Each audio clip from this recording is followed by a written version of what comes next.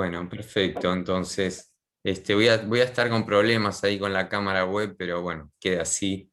Este, bueno, el último práctico, el último texto que vamos a trabajar de Flavián Nievas sobre la cuestión del terrorismo, vinculado un poco con el impacto de las políticas de drogas en los derechos humanos. Eh, una de las Está un poquito enganchado con lo que viene hablando Claudio y con el tema que introdujo él en lo que sería las últimas clases de sociología de la guerra.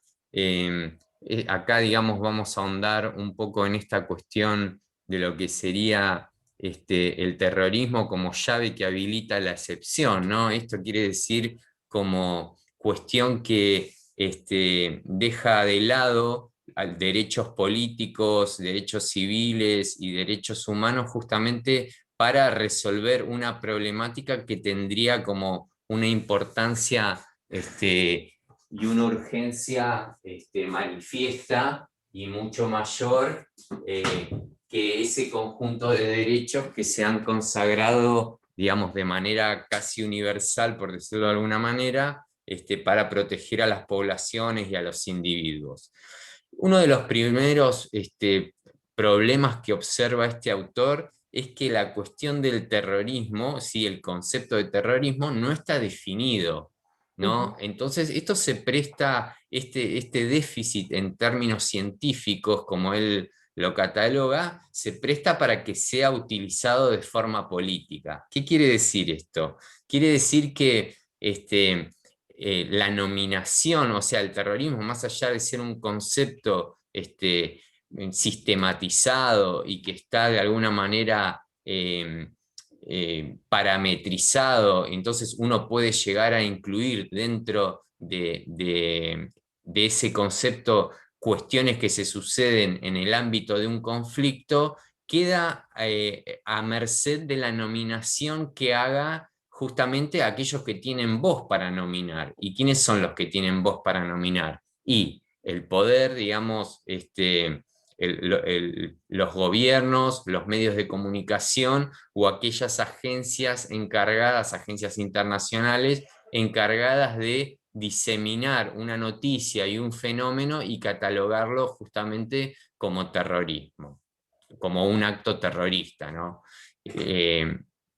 Sin embargo, hay algunas definiciones que el autor justamente toma como en la cual, digamos, hay un cierto acuerdo académico eh, y hace referencia a que actos terroristas son aquellos actos que tienen un impacto en términos psicológicos en la población y en las personas de una determinada sociedad mucho mayor que el impacto físico, ¿sí? Una suerte de acto de violencia que va a generar miedo, estupor en la población a raíz de lo impactante de las imágenes, ¿no? Ujú. Bueno, Claudio también lo comentó de forma bastante clara lo que fueron los atentados con las Torres Gemelas, bueno, y cómo enseguida fue catalogado ese hecho de terrorista. Sin embargo, hay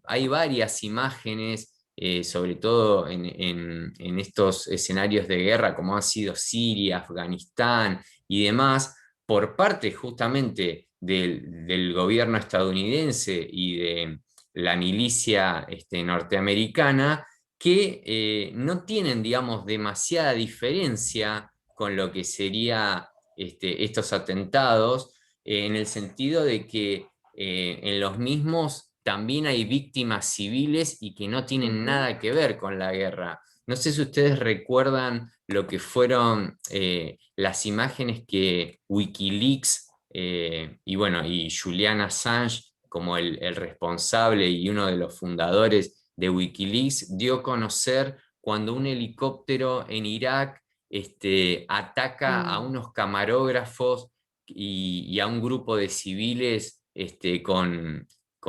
digamos, con armamento de alto calibre, ¿no? De guerra, y bueno, y mueren todos, y esto es filmado y es diseminado en los medios internacionales, y cómo a partir de esta situación, ¿recuerdan estas imágenes? Son unas imágenes en blanco y negro.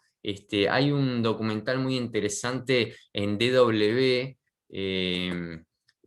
sobre esta cuestión. La única, digamos, contra es que no está traducido al castellano, pero bueno, para los que por ahí leen o manejan inglés, lo van a poder apreciar y entender. Y cómo a partir de este hecho que fue mundialmente ventilado por los medios de comunicación hegemónicos como eh, un daño colateral, Wikileaks justamente lo publica y lo da a conocer, justamente poniendo en entredicho, ¿no?, esto de daño colateral, y hablando directamente de lo que sería un acto que se podría incluir en lo que es un crimen de guerra, o inclusive, de acuerdo a la definición que da Flavián Nivas, también se lo podría considerar como un acto terrorista. Entonces,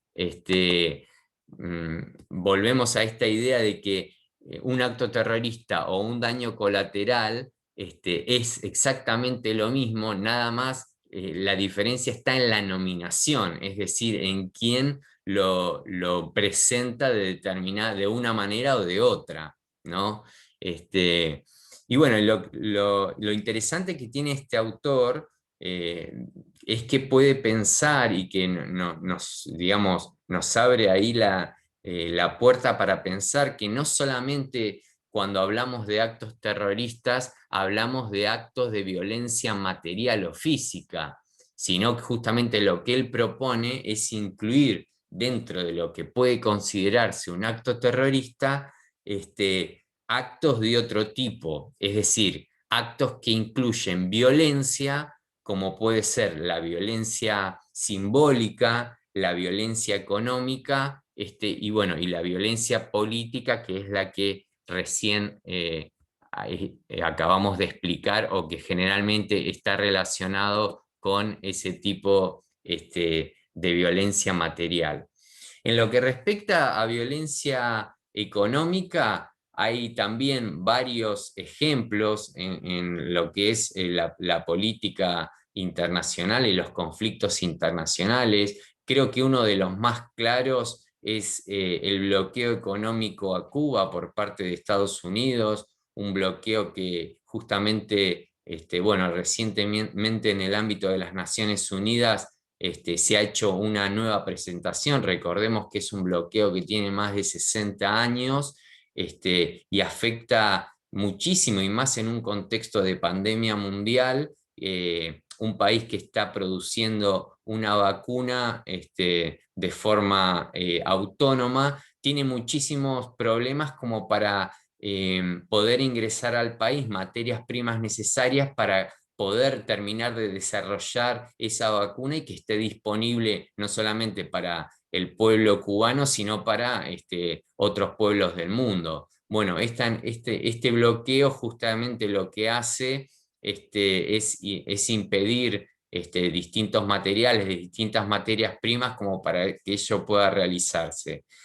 Ahí estamos hablando de un bloqueo y de una violencia de tipo económica, que también se asemeja a lo que puede ser el bloqueo que tiene Venezuela por parte de Estados Unidos, o el bloqueo que tiene Palestina por parte de Estados Unidos y de Israel.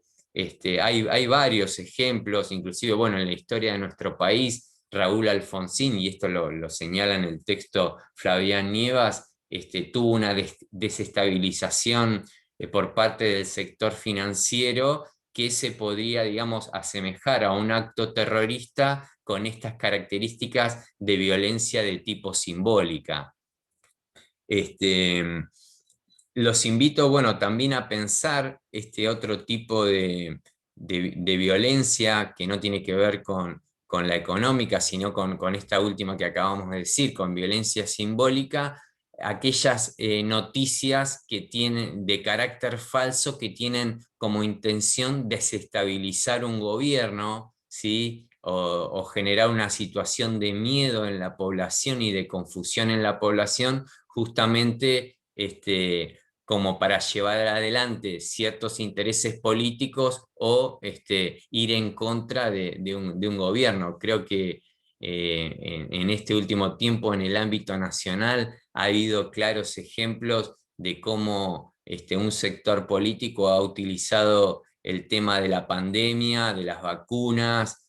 Me parece que ahí hay varias muestras de cómo hay un intento de desestabilización y que tranquilamente, esta es una interpretación que yo estoy haciendo, ¿no? Del concepto, por supuesto que se puede poner en discusión, pero digo, me parece que tranquilamente entra en lo que sería una violencia de tipo simbólica y podría llegar a encuadrarse en lo que sería un acto de tipo desestabilizador y que tendría las características de un acto terrorista.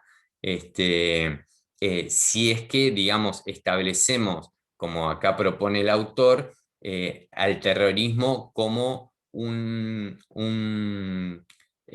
concepto definido y parametrizado con un carácter, digamos, más estricto y científico y no una mera nominación, ¿no? O una utilización política que se viene realizando en torno al mismo.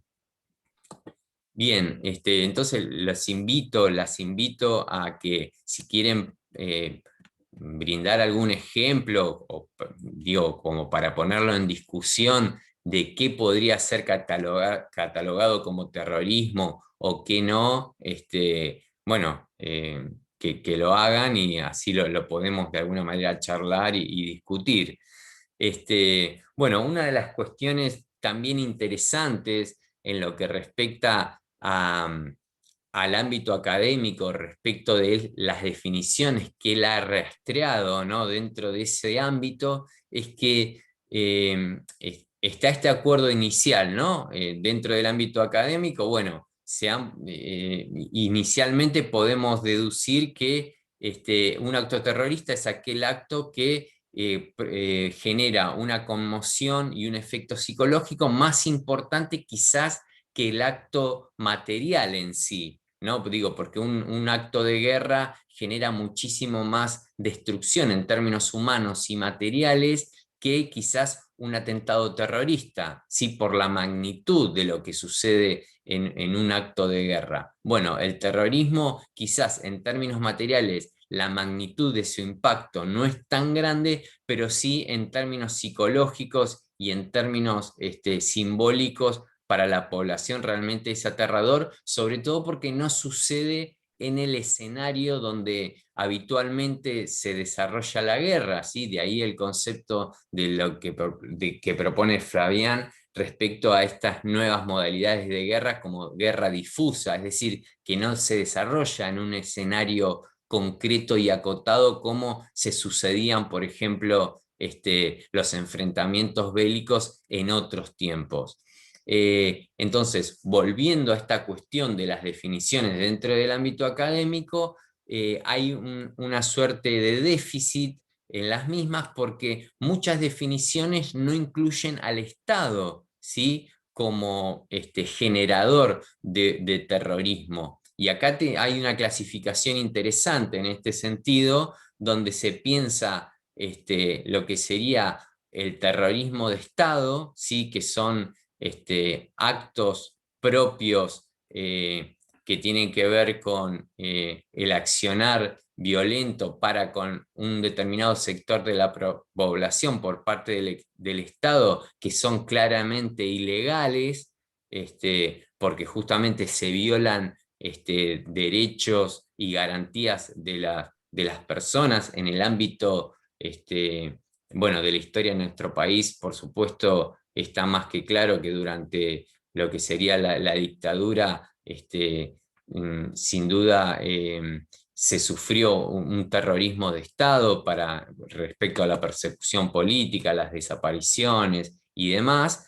Y después hay una clasificación que hablaría de estados terroristas, ¿sí? La diferencia entre uno y otro es que un Estado terrorista se sustenta en el tiempo, ¿sí? O tiene, digamos, una duración en el tiempo mucho mayor que lo que serían los actos de terrorismo de Estado, que serían como acciones como más aisladas, ¿no? En un periodo de tiempo. Y ahí él también ejemplifica con distintos gobiernos y estados que pueden catalogarse de terroristas, producto de esta duración, ¿no? Y de ímpetu con un sector de la población, generalmente con minorías étnicas o políticas.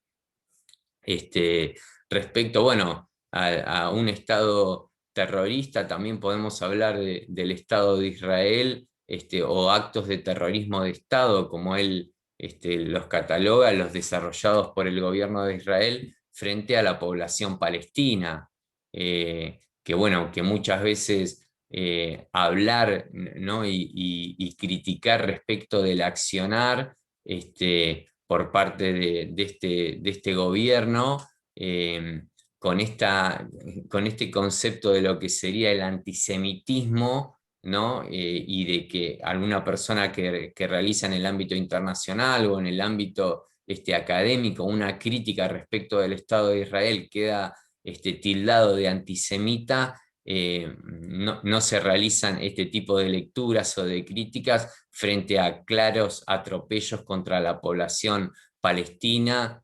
Bueno, internacionalmente, digamos, está más que probado y discutido esta cuestión de la ocupación ilegal de los territorios y demás, pero como este país cuenta con el aval de Estados Unidos, le es muy difícil a la comunidad internacional o poco conveniente, ¿no? Es un tema bastante complejo también para resumirlo y emitir por ahí una conclusión así tan liviana, pero bueno, sin duda hay ahí una cuestión de presión política que hace que la comunidad internacional en muchos casos mire para otro lado o no pueda tomar las determinaciones que debería tomar en este caso.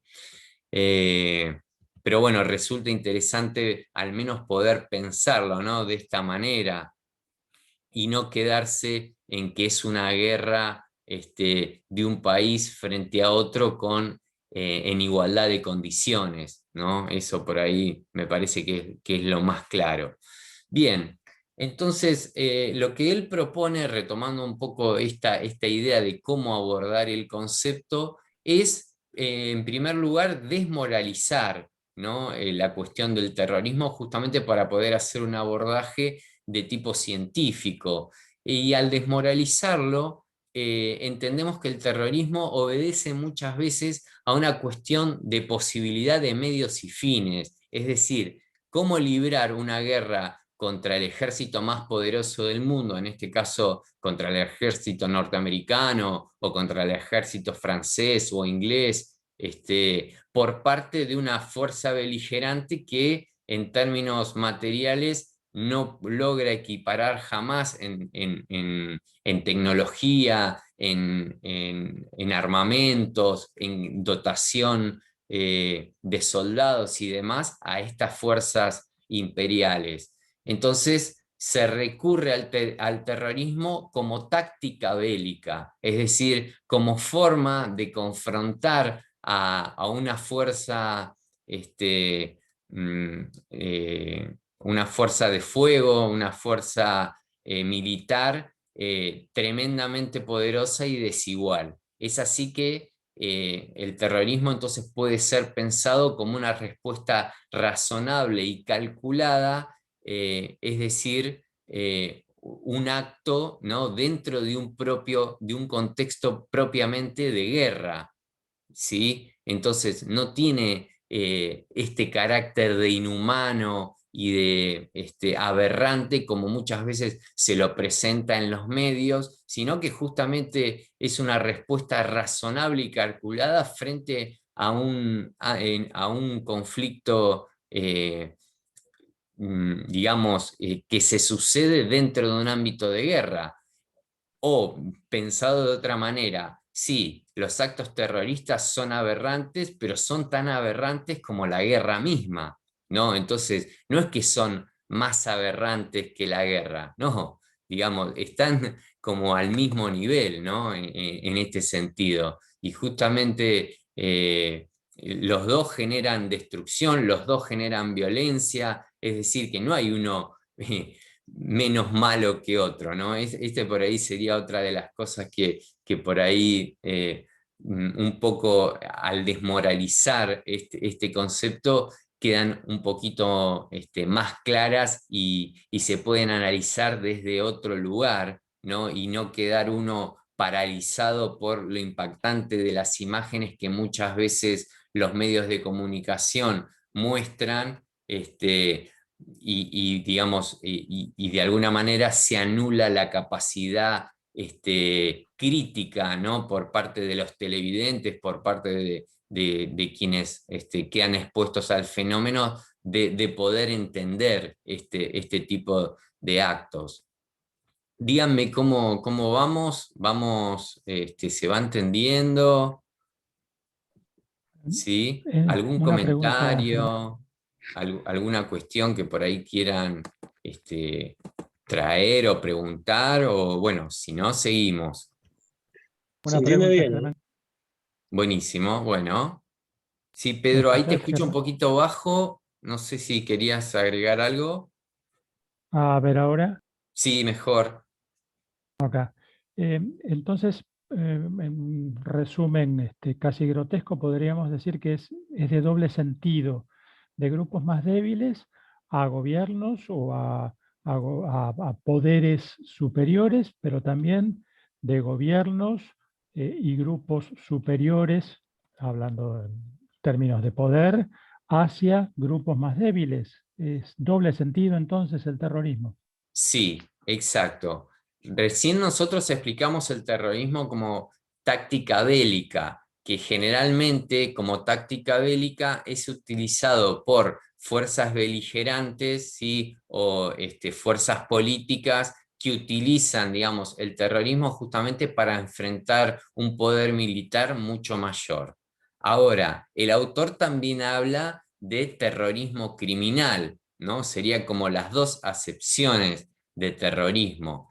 Y el terrorismo criminal tiene la particularidad de que, digamos, no necesariamente lo realizan fuerzas beligerantes o de pequeño poder, tanto político como militar, sino que en este caso el terrorismo criminal es más propio de un terrorismo llevado desde el Estado o llevado desde los medios de comunicación o llevados adelante por, bueno, fuerzas económicas.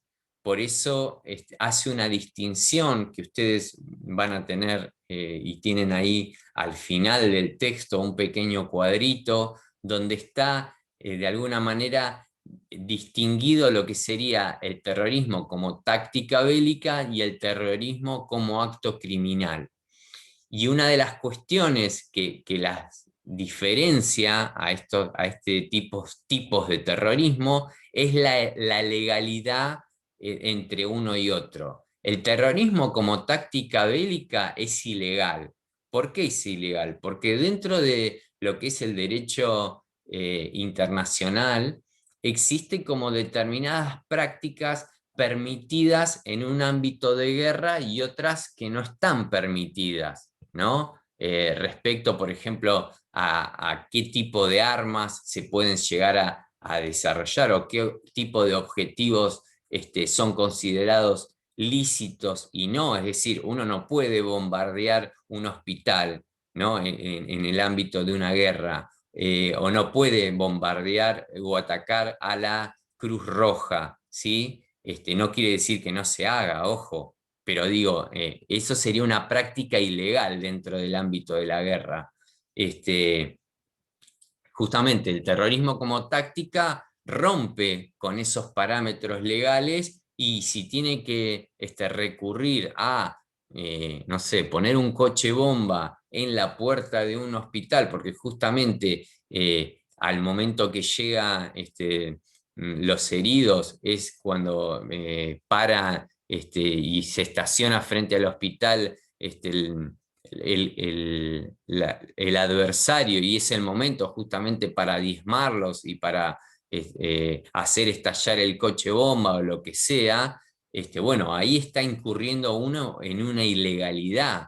Entonces, por eso sería como táctica bélica, el terrorismo sería de carácter ilegal.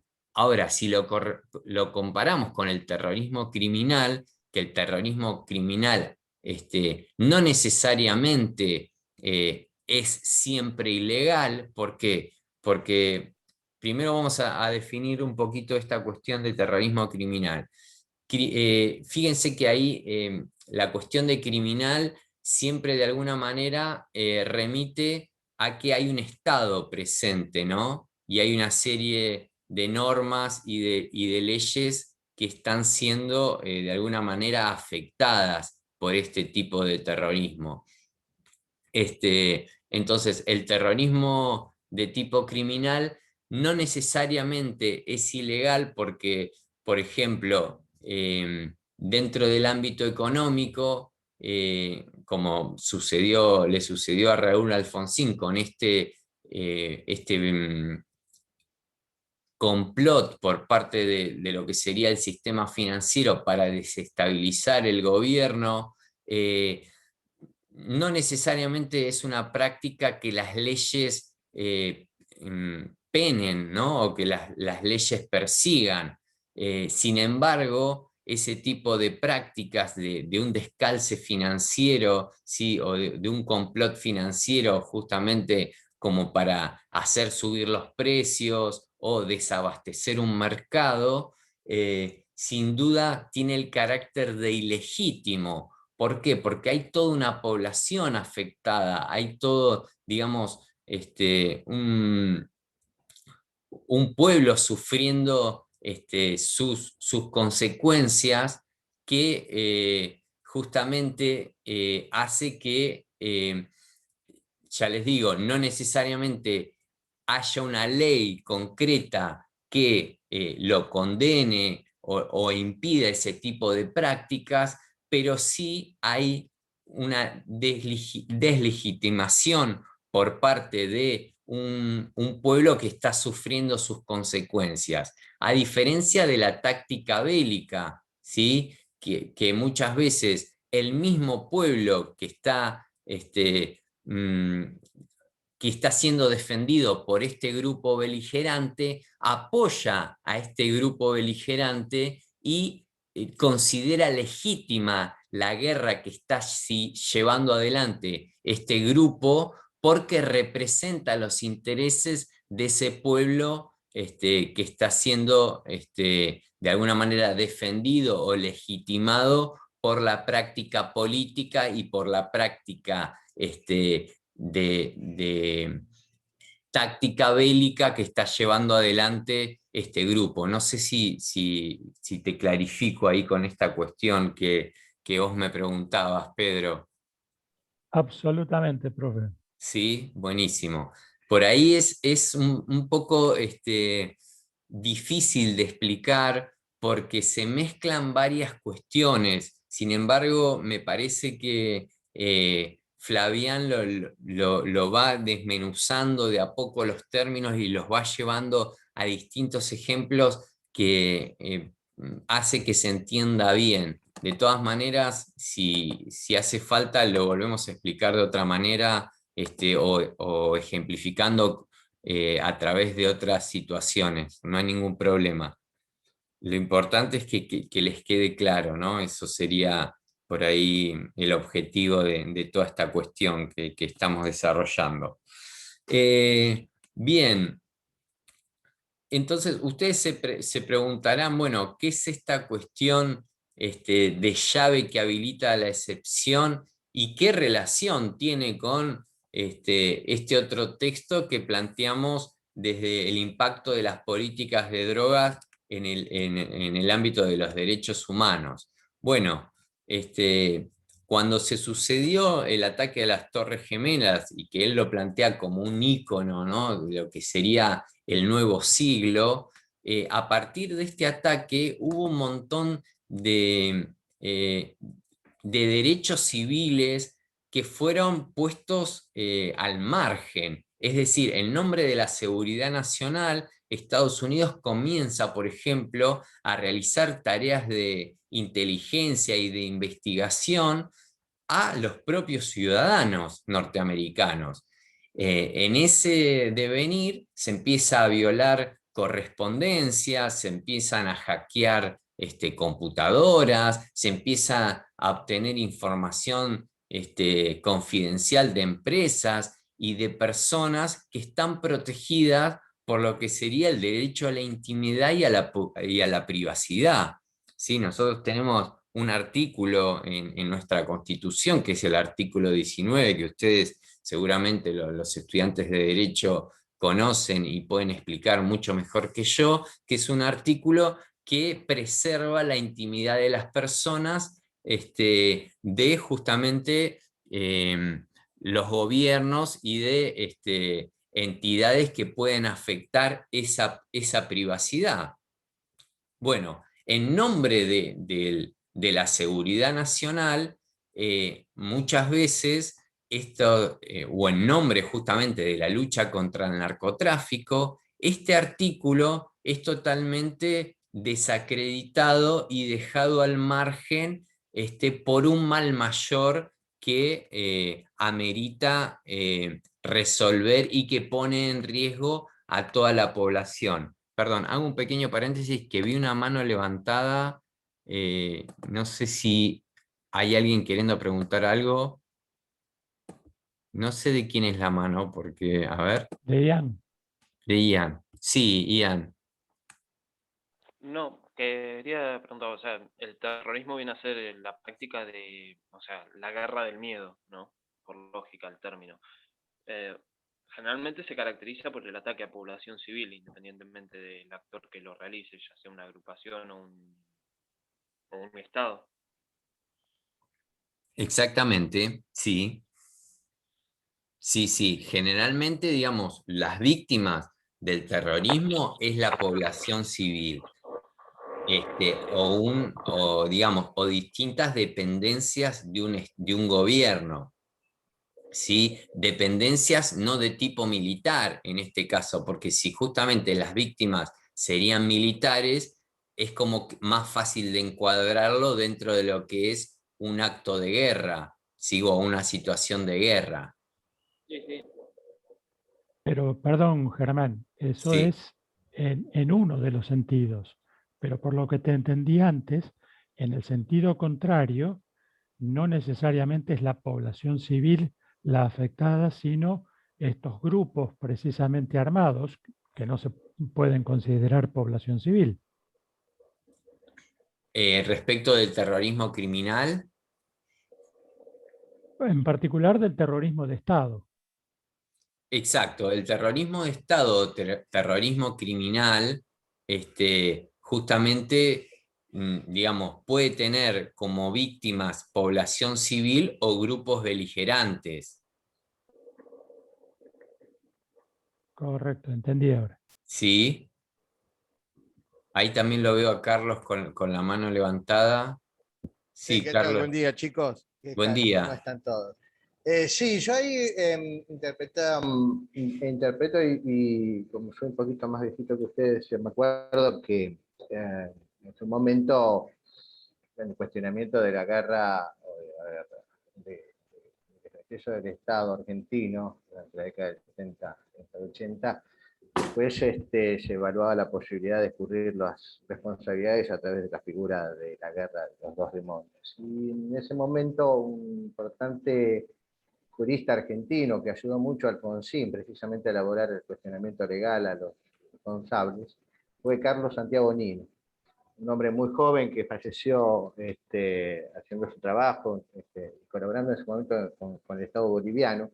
Y precisamente Nino abordó muy bien el problema, ayudando desde la filosofía jurídica a, a, a la estructura de cuestionamientos, Guardando el hecho de la asimetría que existe. ¿Por qué, digamos, se puede cuestionar a los responsables en el Estado? Más allá de la afuricidad que reviste la toma de poder, de la ilegitimidad de quienes detentan el poder por la fuerza, ¿no? Eso es válido para todos.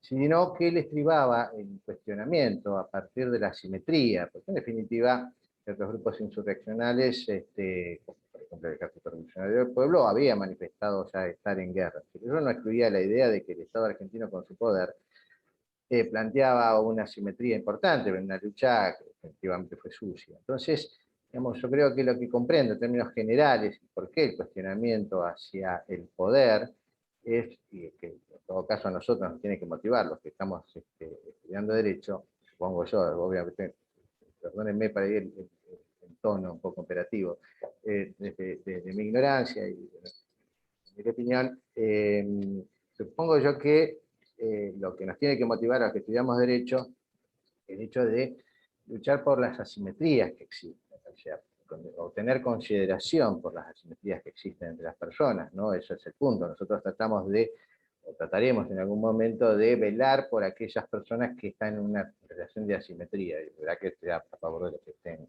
menos protegidos. Sí, hay que no ignorar, pero en esta instancia me parece que sí fue bueno el razonamiento de Nino y creo que derribó la teoría de los dos demonios a partir de esta conclusión, ¿no? Para Pedro por ahí, y atendiendo un poco a la teoría que ya hemos aprendido, es importante ver cómo se nos puede escapar el tema del poder. Yo ahora estaba leyendo un artículo a partir de que en Etiopía, la persona que hace 2 años ganó el Premio Nobel de la Paz por haber acercado la paz con un movimiento, un territorio, básicamente Etiopía, como muchos países de África, las guerras son étnicas, ¿sí? Y sobre todo, y sempiternamente en Etiopía hay una región al norte que se llama Tigris, que siempre ha tenido conflictos con los gobiernos centrales. Y la persona que hoy está hostigando a esa región, pero con guerras de hambre y de sucesión de los pueblos, que ese es el otro punto, es la persona que hace 2 años ganó el Premio Nobel de la Paz.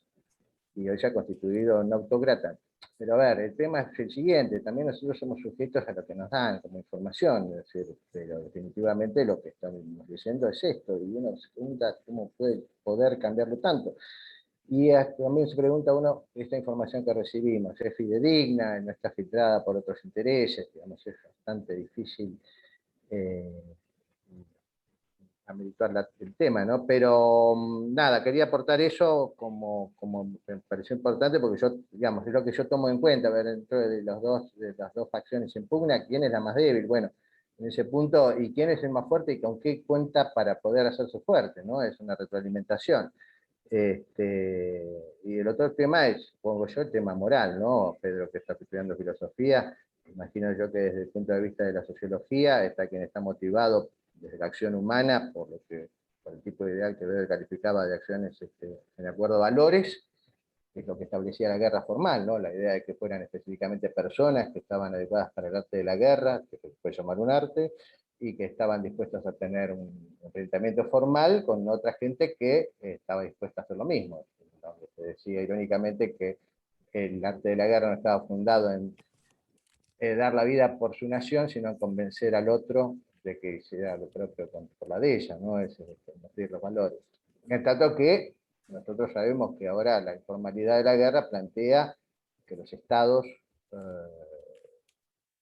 actúen en forma no tradicional con la afectación de las poblaciones civiles, lo que es más grave, ¿no? Pero bueno, esa es mi idea, por ahí mi aporte con relación a Carlos Nino, que me decía para mí una mención en este punto. Gracias. No, por ¿Me favor, mira, permitís, la verdad que Germán, no lo una conocía. contestación muy breve? Sí, cómo no. Porque es muy interesante esto de las asimetrías y cómo se posiciona o cómo entiende Carlos que debería posicionarse frente a estas diferencias de poder. Pero, y ya pasándome del otro lado, si es que vale el salto, querría reivindicar el hecho de que no por ser más débil tiene derecho a la impunidad. Si un delincuente es delincuente sea poderoso o sea débil. Seguro, sí. Hay muchas cosas interesantes, digamos, respecto de la apreciación de Carlos y de lo que estás manifestando vos, que son retomadas por Flavián.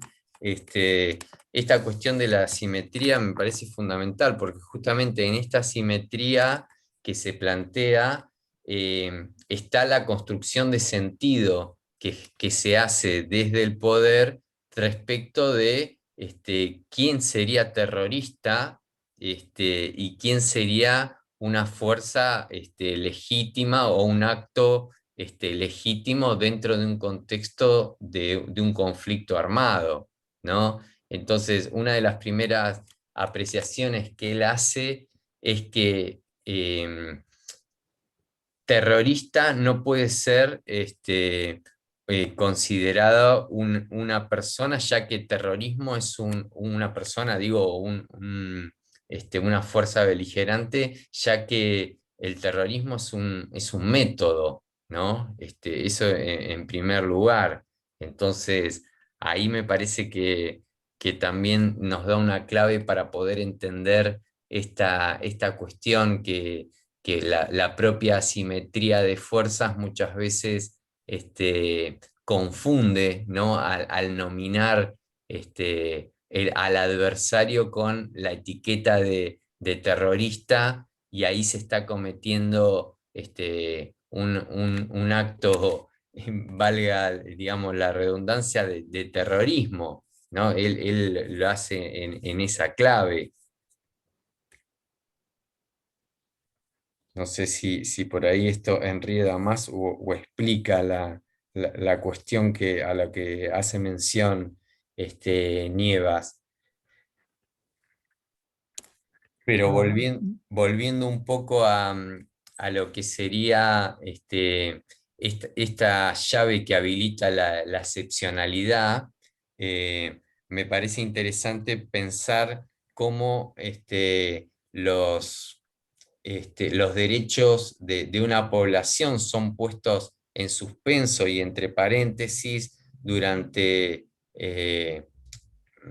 digamos, periodos de tiempo que exceden en muchos casos a la gravedad de una situación, como puede llegar a ser, o como ha sido por ahí los atentados en París, o los atentados en Moscú, o en mismo Estados Unidos, inclusive, bueno, en el ámbito de nuestro país, cómo a partir de lo que fue el último gobierno de 2015-2019, en nombre del narcotráfico, el Estado o continuó de alguna manera eh, avasallando derechos personales, derechos civiles y derechos políticos en nombre del narcotráfico, ¿no? Cómo en el ámbito legal se permitió, ¿no? El derribo de aviones sin ningún tipo de consulta previa, ¿no? O sin ningún tipo de investigación previa, un poco esta doctrina de dispare y luego pregunte, ¿no? Que también se desarrolló en nuestro país en los años de plomo, fue un poco llevada a la práctica en nombre de lo que sería la lucha contra el narcotráfico. Bueno, una lucha que también es puesta en entredicho, sobre todo en este último texto, viendo el grado de efectividad que tiene este tipo de políticas para combatir un fenómeno, en este caso la oferta de drogas y la demanda de drogas, que es totalmente ineficaz, ¿no? Como está planteado. Eso me parece que por ahí una cuestión que es para rescatar de este concepto de terrorismo, cómo resulta funcional a ciertos estados, para realizar un control de su población, un control interno. Es decir, que no únicamente ha sido puesto en agenda porque Estados Unidos, digamos, lo considera como su problema más importante y por lo tanto muchos países obsecuentes a las políticas norteamericanas también así lo han suscrito para sus territorios, sino porque también es una herramienta muy funcional a esta idea de control social que los gobiernos están interesados en realizar frente a determinadas situaciones. No sé si Alfonso, ahí que también estás con la mano levantada, querés, ¿Qué tal? ¿cómo No, estás? sí, a mí me interesa mucho el tema del terrorismo, he leído mucho durante mucho tiempo, pero como estamos en sociología, yo pensé que íbamos a agarrarlo desde otro punto de vista, desde el punto de vista social. A mí algo que siempre me llamó la atención del terrorismo es la aceptación que tiene, ¿verdad? Lo vemos hoy mismo, vos hablás de la dictadura. Hay una gran población dentro de la Argentina que, más allá que podemos discutir la definición de terrorismo de Estado y demás, pero que la apoya. O sin ir más lejos, a Maldonado hace 2 años, que para mí es un acto de terrorismo. A mí lo que me interesa, lo que me interesaría saber es cómo enfocarlo, eso. Porque, por ejemplo, vos hablaste de París, los atentados en París y demás.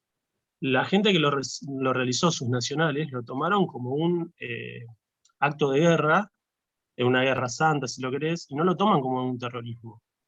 Y vos me hablaste de por ahí, en el 2002 en Afganistán cayó una bomba, explotó un hospital y lo vieron como un error de guerra, no lo tomaron como terrorismo.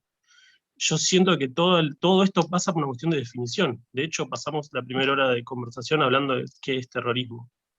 Y a mí me interesaría ver cómo es que la sociedad lo toma, no los teóricos, por decirlo de alguna manera. Claro, Si vos hoy hablás con alguien que tiene 65 años, o te hablo de 65 años porque es la gente con la que yo hablo que tiene esa manera de pensar, te dicen que había una guerra acá, que te hablan de la AAA y no te van a decir que es terrorismo. Y yo no lo viví, yo pienso totalmente distinto. Pero siento que terrorismo es algo que es funcional a los estados que quieren aplicarlo, hablar de terrorismo. Y mientras hablemos de terrorismo, vamos a ser funcionales. Por eso me gustaría ver cómo es el aspecto social. Si hoy mañana hacemos una encuesta y le decimos que es completamente anónima, voy a estar seguro de que, no sé, la mitad de la población piensa que cuando hay una protesta en la calle hay que ir a los tiros y matarlos. Y si vos te pones a ver, eso sería terrorismo. Entonces, no sé hasta qué punto. Yo siento que cada vez estamos más sensibilizados y cada vez estamos más abiertos a esos actos de violencia. Entonces siento que me gustaría ver qué enfoque de sociología se le puede dar a eso. Porque claro. siento como que nunca vamos a pasar de la etapa de qué es el terrorismo, definir el terrorismo, porque es algo extraño, ¿viste? Cuando vos empezás a hablar con alguien de cualquier tema y ya no sabés de qué estás hablando, es muy difícil. Yo veo acá que más o menos piensan todos parecidos, todos dicen algo distinto. Por eso me sorprendió. Y leí los textos, no, creo que me faltó un pedazo de uno, y la verdad que yo siento que es teórico, que no entendí mucho por qué estos textos están en sociología, para ser sincero. Bien, Pero bueno, eso. mirá, yo creo que justamente el autor lo que hace es un abordaje sociológico, sin duda. Lo que pasa que él parte justamente de que no hay una definición clara del concepto y que esta indefinición del concepto se presta para una utilización política, ¿no? Que es un poco, me parece, lo que estás planteando vos.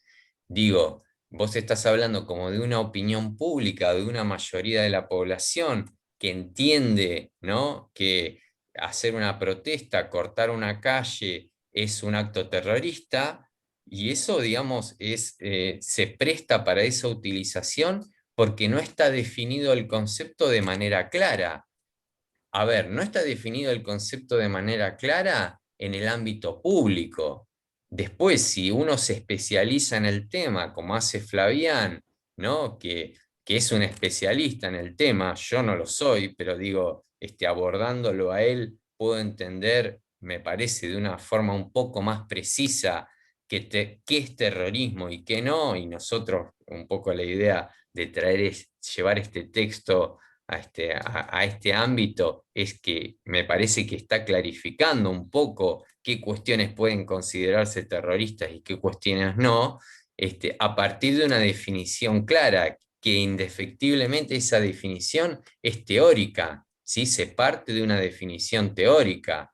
Después, bueno, cómo esa definición teórica es aplicada a la realidad, bueno, va a depender, me parece, de varias cuestiones, entre ellas, desde dónde se lo utilice, quién lo utilice, pero digo, al haber una definición clara, es como más difícil hacer una utilización política del concepto, ¿sí?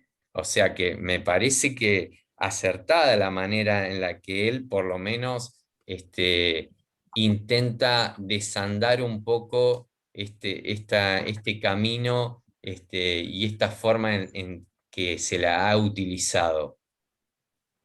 No, sí, eso sí, pero a ver, vamos a ir a hablar de un ejemplo que ya lo mencioné. Cuando pasó lo de Maldonado, para que algo que tenemos todo fresco, eh, decían que eran grupos terroristas mapuches, ¿entendés? Y del Sí. otro lado también era un acto terrorista. Entonces, es como que yo entiendo, pero siento como que estamos estancados. A mí me gustaría entender por qué se siente eso, o por qué ante cada acto hay dos facciones terroristas. Claro, Y no creo que sea justamente una cuestión de ahí, definición. Y no creo que sea una cuestión de definición. bien, Porque, porque si vamos entramos en la para, cuestión de definición, hay actos de terrorismo en todos lados. O sea, sí, no te digo justamente el caso de Mapuche y demás, pero hablamos de los actos de terrorismo en París o incluso las Torres Gemelas. Hubo actos de terrorismo de los dos lados. Entonces, ¿sigue siendo terrorismo? Sí. Mm, mirá, Alfon, sí.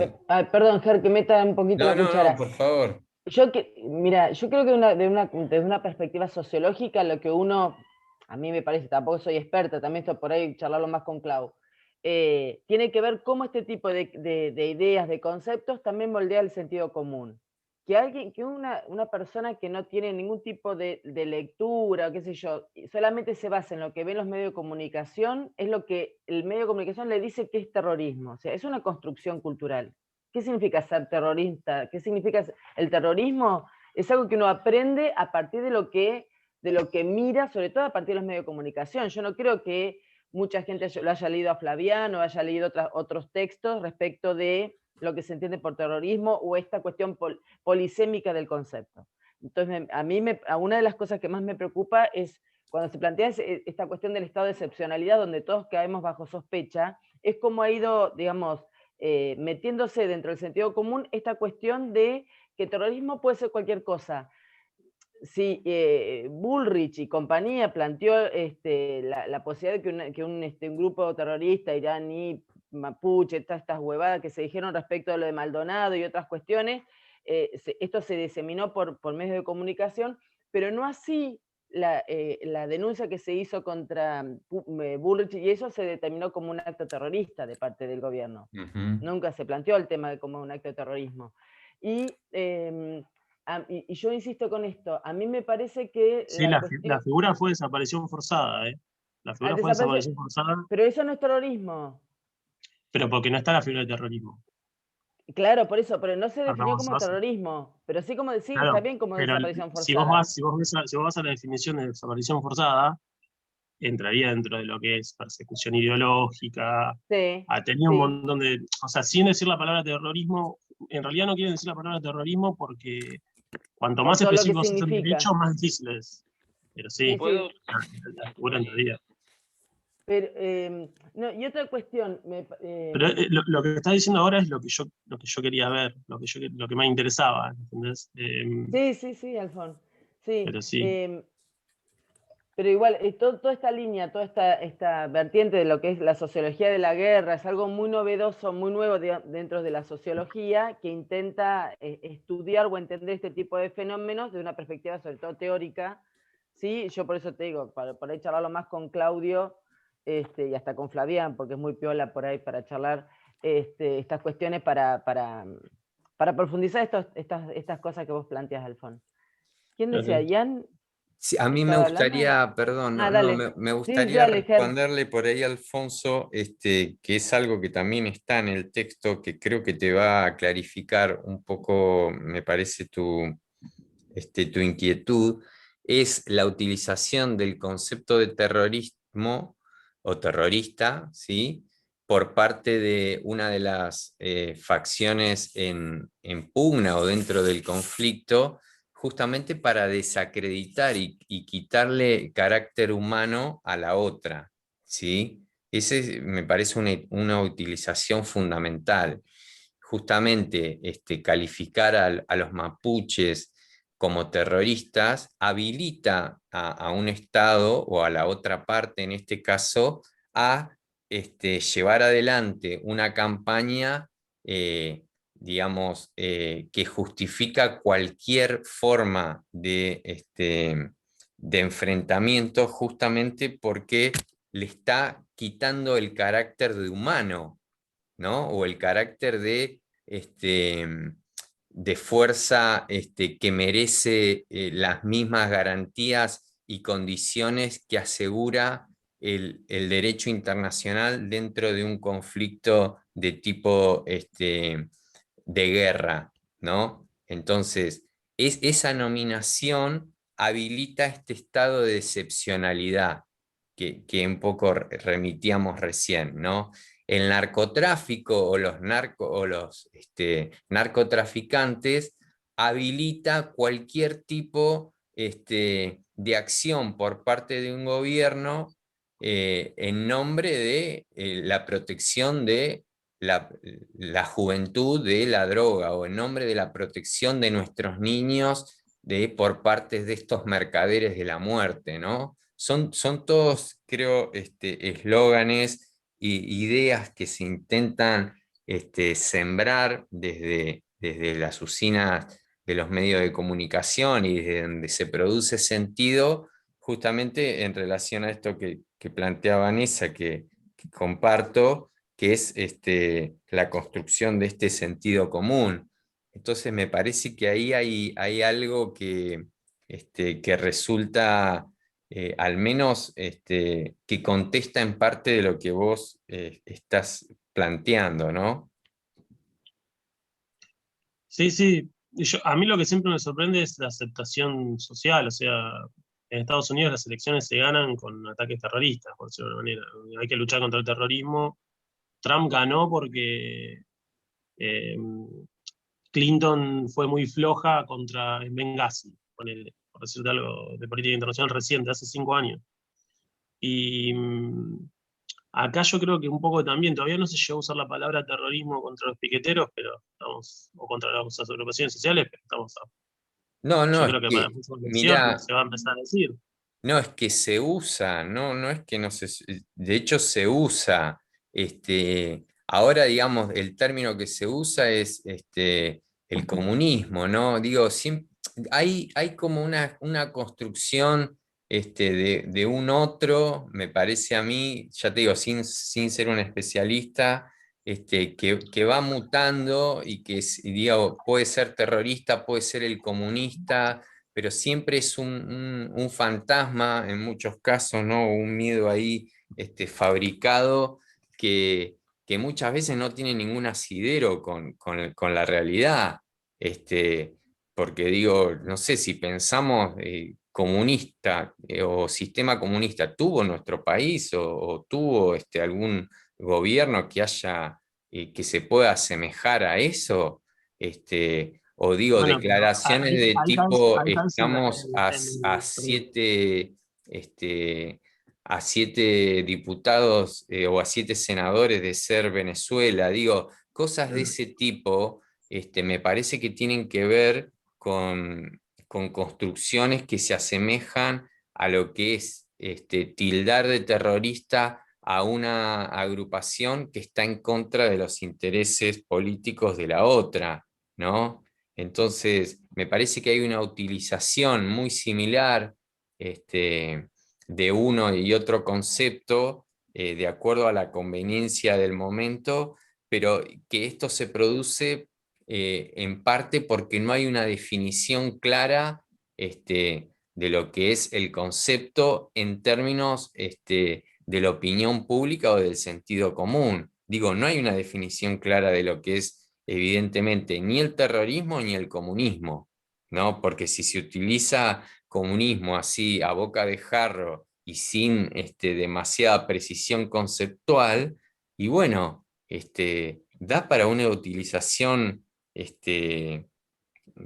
irrisoria, ¿no? Como se está utilizando actualmente. Lo mismo con el terrorismo. Digo, cualquiera que ejerce su derecho a la protesta puede ser catalogado de terrorista.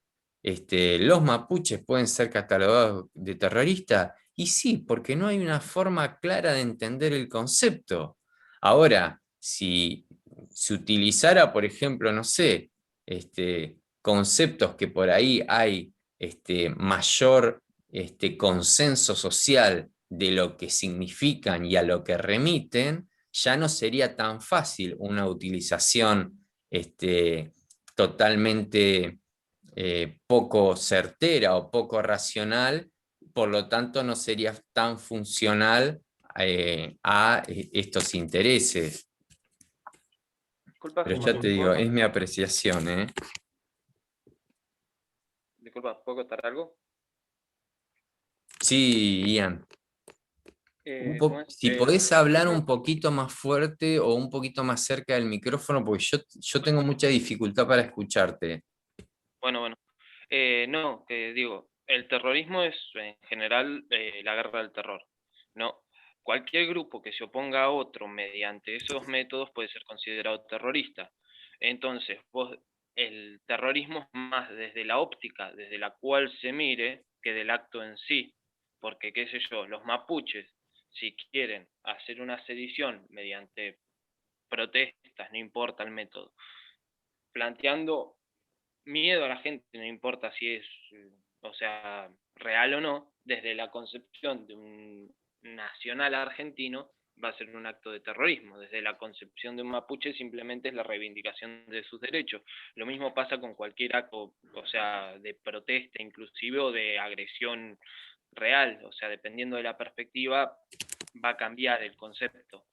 Aparte que, convengamos, no es un método nuevo en realidad, porque la Francia de la Revolución Francesa, la política del terror bastante por excelencia, si no tenés la guerra de liberación de Albania o el intento en el 1300 creo que fue, que se dedicaban a guerra de guerrillas contra los turcos y asustándolos, o la Tepes, por ponerte un ejemplo, eso sería un terrorismo, por así decirlo, porque es guerra del terror, más convencional, pero igual.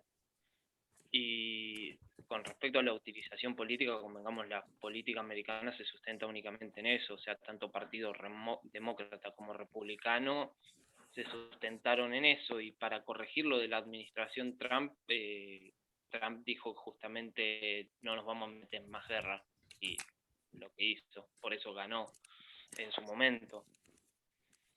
No es, o sea, no son temas sencillos de tratar, y desde un punto de vista sociológico, dependiendo en qué, o sea, para responderle al chico, dependiendo vos en qué lado vos lo vas a percibir como terrorismo o no, y dependiendo de las ideas que persiga. Por ejemplo, en general, el comunismo es percibido acá en la Argentina como terrorismo porque es una doctrina antinacional en un estado que típicamente fue nacionalista, o sea, con un fuerte sentido patriótico nacionalista. Entonces va a ser percibido como un acto terrorista y un acto de guerra, y va a ser justificado ante la población por eso.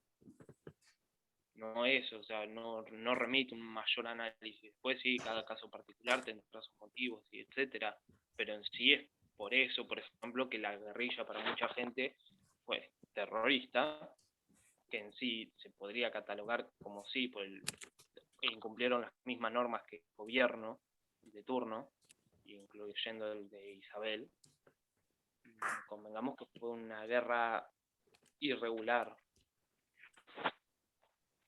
Sí, digamos, pero vamos a volver un poquito al texto porque, digamos, si no se presta para que justamente la propuesta del autor es que haya un concepto bien establecido y bien definido para que no haya una utilización, como vos decís, Ian, como vos decís, Alfonso, por parte de una de las facciones en pugna, para que no haya una utilización de tipo nominativa y que sea justamente algo que sea más fácil de dirimir, ¿no? Entonces, un poco la idea es esta de la propuesta del autor.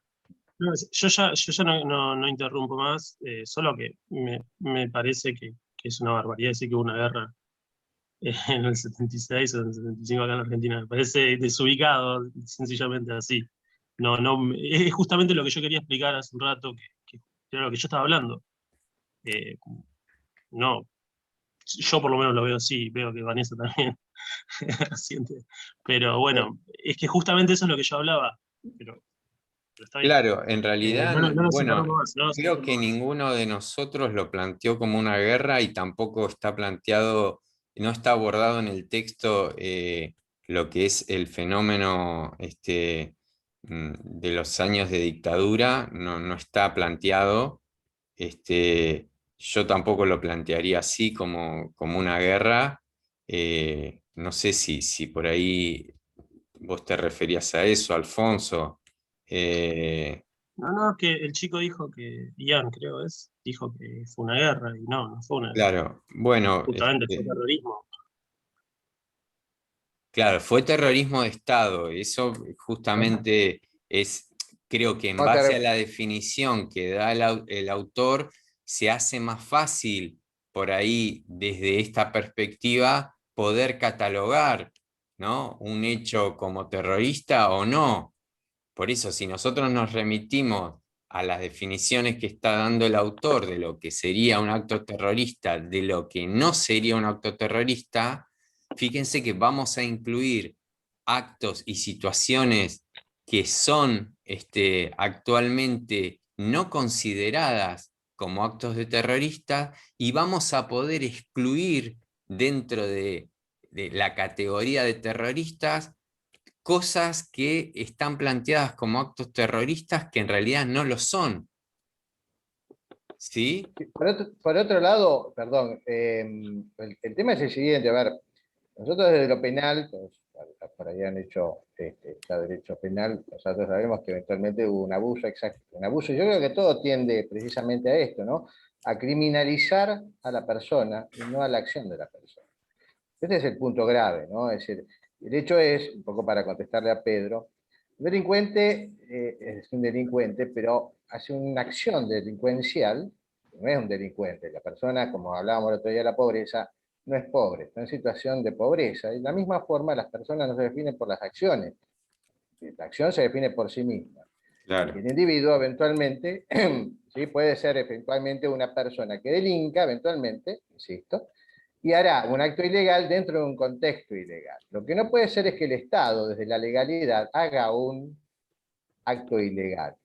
¿Por qué? ¿Y por qué hablo de asimetría en este punto? Porque precisamente el Estado, el que tiene la legalidad y el que está fundado en la legalidad, quiero decir con esto, si el Estado produce actos ilegales, en nombre de la legalidad por la cual ha sido elegido, un Estado ilegal puede hacer actos ilegales y debe responder por eso. Lo malo es cuando un Estado fundado, una administración legal, hace actos ilegales. Acá está la asimetría que yo observo, Pedro, Exactamente. Ujú. cuando el Estado, ¿sí? Cobra un valor moral, porque está diciendo, digamos, consensuado por todos o por la mayoría, y hace un acto ilegal. Lo que el Estado legal debe hacer es proveerle al delincuente todos los efectos legales para que uno tenga posibilidades de defenderse y dos, tenga posibilidades de, a mí la palabra redimirse no me gusta mucho, pero ponele, en la cárcel no va a poder hacer muchos efectos, pero quiero decir con esto, la asimetría natural que existe siempre va a estar, desde el momento en que vos tenés que hacer una cola terrible para pagar en un estamento público y a veces va a ser infructuoso, o sea, todos estamos siempre en una definición, en una relación,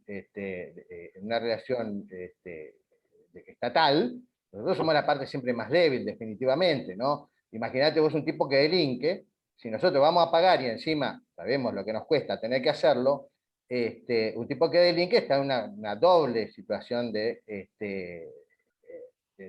indefensión.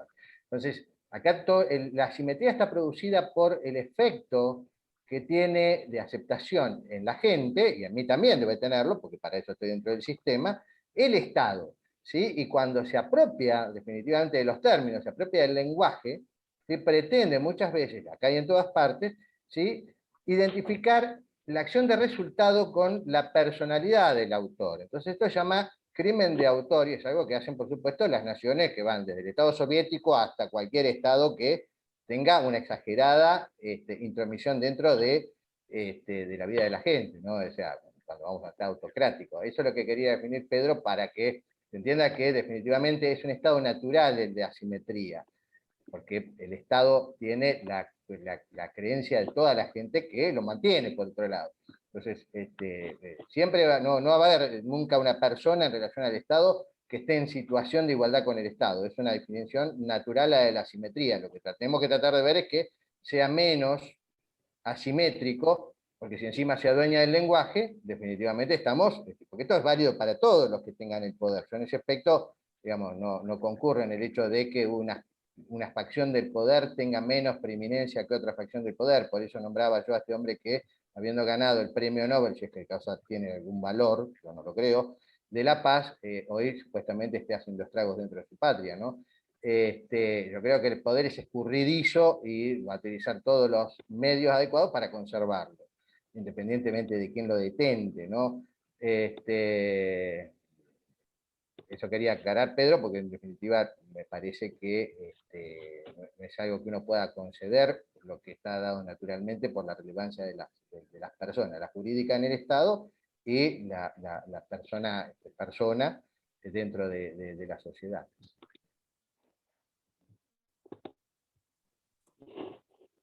Bueno, me parece que estás haciendo una aclaración muy, muy pertinente, Carlos, que sin duda clarifica, ¿no? Por ahí un poco este tema bueno, que está buenísimo que se preste para este debate, porque sin duda es un tema que nos interesa a varios y que, bueno, genera, ¿no? Un poco, me parece, estas pasiones o estas discusiones propias de un tema complejo, de un tema que de alguna forma nos atraviesa, ¿no? En cierto sentido, y nos ha atravesado como sociedad. En fin, digamos, más allá de esto, me gustaría por ahí que no quede en lo anecdótico y que les sirva a ustedes para poder resolver el práctico y, bueno, y irse con algunas cuestiones un poco más claras de las que tenían al comienzo.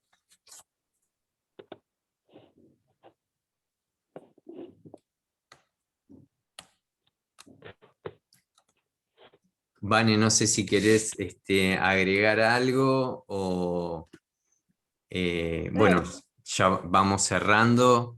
Vamos cerrando. No, esto me parece que es interesante, más allá que a mí el tema, ya sabe Claudio, que no es de los que más me gustan, va a quedar grabado, lo voy a escuchar después.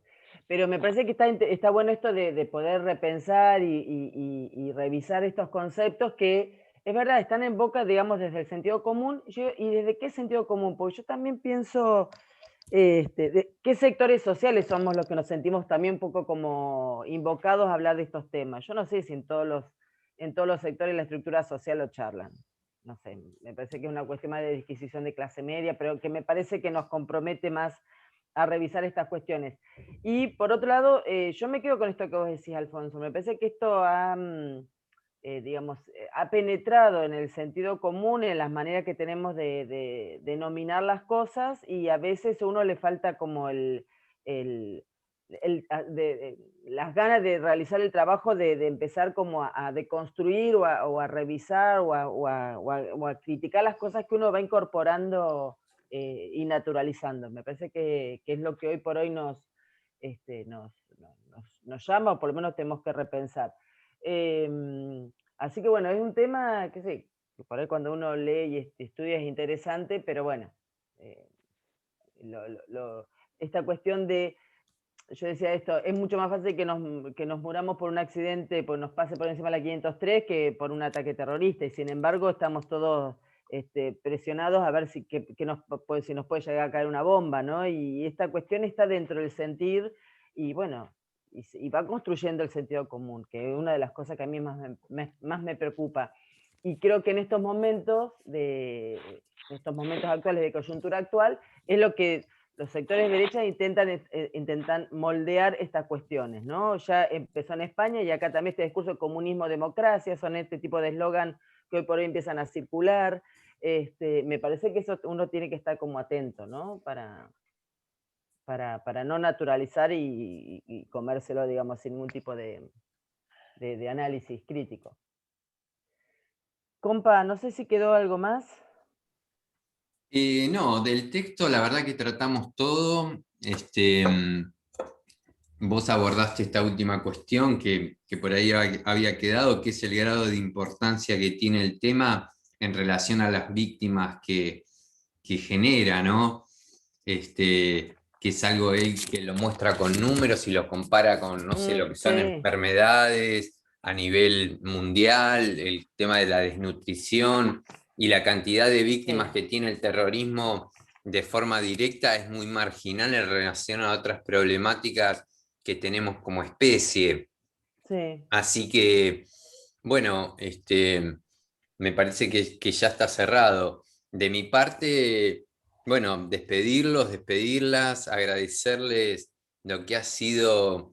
Lástima que no me funciona la cámara para poder decirles esto y que me vean, pero yo la verdad que disfruté muchísimo, aprendí mucho en lo que fueron estos espacios, me sentí muy cómodo, me parece que hubo mucho respeto, mucha diversidad de opinión, y bueno, es algo que la verdad que se agradece, y bueno, saludarlas, decirles que a pesar de que ya finalizamos formalmente, estamos a disposición para cualquier otra cuestión que pueda surgir, cualquier duda que se haya generado en relación a este práctico o alguna otra cuestión, ya saben dónde encontrarnos, y saludarlos y agradecerles. Sí, también coincido con Ger. Realmente fue un cuatrimestre re lindo, fue un curso hermoso. Siempre nos quedamos hablando con Ger y comentábamos esto, ¿no? Que se ha podido, a pesar de la virtualidad y eso, hubo mucho intercambio, hubo una gran diversidad de ideas, de nociones. Me parece que fue súper rico, así nos estábamos re contentos. Por lo común, en este cuatrimestre solemos, si no hacemos dos comisiones, porque hoy no tenía sentido hacerlas las dos, por eso las unificamos, nos repartimos los prácticos con Ger. Sin embargo, quisimos acompañar uno al otro porque no nos queríamos perder digamos, lo que se iba suscitando en cada práctico. Y realmente riquísimo. Nosotros estamos re contentos con todo lo que se fue generando en el práctico, más allá que para mí es un placer trabajar con Ger, además. Y así que muchas gracias a ustedes también por, Guille, allá en el top 10. Muchas gracias también a ustedes por su honestidad, digamos, por participar, por sus intereses. Realmente muchas gracias, porque realmente fue muy lindo, muy, muy interesante. Y de paso pregunto, chusmeo algo. Alfon, ¿vos sos de Dorrego? ¿O tu familia es de Dorrego? No, Bahía Blanca. ¿De Bahía? No. Mira, porque conozco Muñoz de todo de Dorrego. No, ni sabía que había en Dorrego. Sí, pero no. Mi papá trabajaba, cuando se fue a Dorrego. Mi tío creo que tiene campo ya. No. Pero no vive ya. Pero no sé, la verdad. Alfonso, perdóname. Al chumerío de final de... Yo salgo de Fernández.